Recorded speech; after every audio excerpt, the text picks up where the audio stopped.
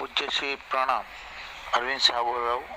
अभी ये 2-3 दिन के प्रोग्राम में मैं नहीं जुड़ पाया हूँ, लेकिन ये आपने अद्भुत स्टोरी कह के बोधदायक सबको एक सजेशन दिया है।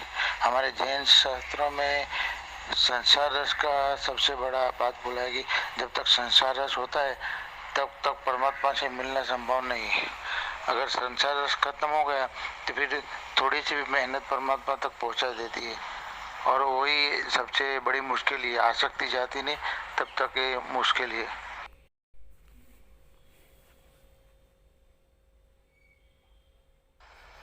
प्रणाम आपको। आपके शास्त्रों में जो लिखा है वो बिल्कुल ठीक लिखा है।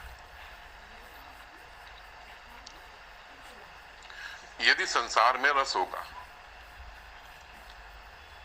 तो परमात्मा में रस पैदा हो ही नहीं सकता।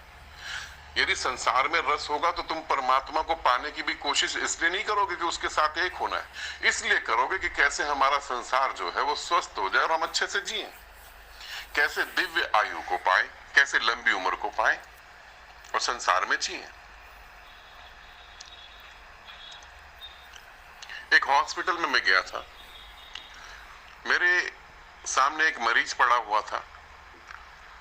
उसकी दोनों किडनियां खराब हो गई थी शराब पीने के कारण। जब मैंने उससे बात करी, सूजन आई हुई थी और लास्ट मोमेंट पे था वो, एकदम बस अब मोड़ आएगा और मौत उसके सामने खड़ी है।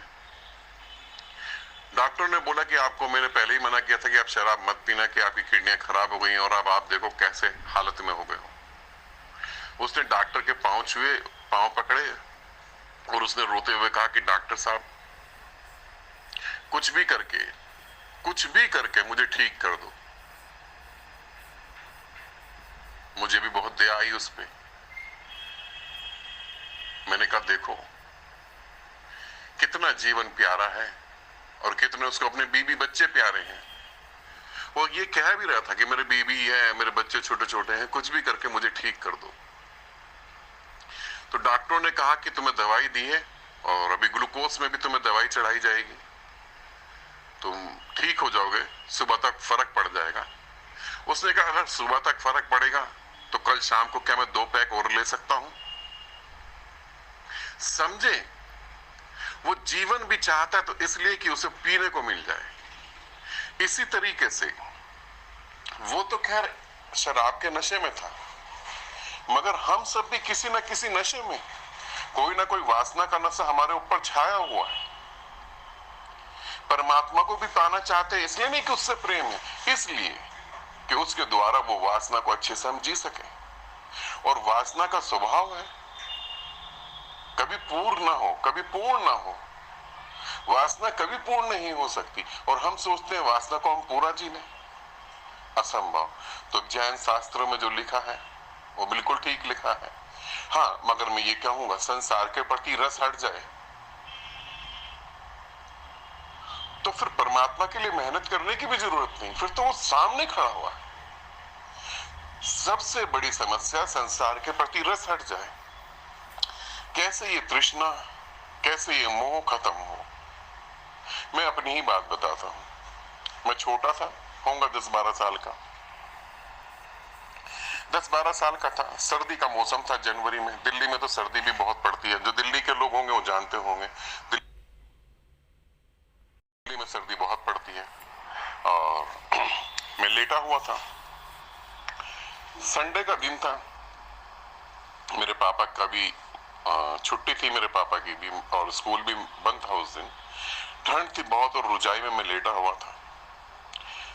वैसे मैं सुबह 6 बजे उठ जाता था, तो उस दिन 8:30 बज गए। तो मेरे पापा ने बोला कि भाई उठो, ही कब तक लेटे रहोगे रुजाई में। सभी घर के लोग उठ गए, सबने नाश्ता भी कर लिया, नहा धो लिया, पूजा पाठ भी हो गया। अब तुम उठो, तुम क्या कर रहे हो बिस्तर में लेटे लेटे? तो मैंने बोला मैं क्या कर रहा हूं? मैंने कहा मेरे को तो रुजाई नहीं छोड़ रही, ये रुजाई निकलने नहीं देती। तो मेरे पापा ने मुस्कुरा के बोला कि रुजाई नहीं छोड़ रही, रुजाई तो बेजान है, रुजाई को तुम नहीं छोड़ रहे, क्योंकि उसमें तुम्हें सुख मिल रहा है और यही सुख अगर तुम जरूरत से ज्यादा लो तो मौत के करीब ले जाता है। आदमी को बीमारियां मारती हैं ये ठीक है, मगर आदमी को बिस्तर मारता है, उसका बेड मारता है। जितना ज्यादा वो बेड पे चिपक जाता है उतनी जल्दी वो मरने के करीब पहुंचता था।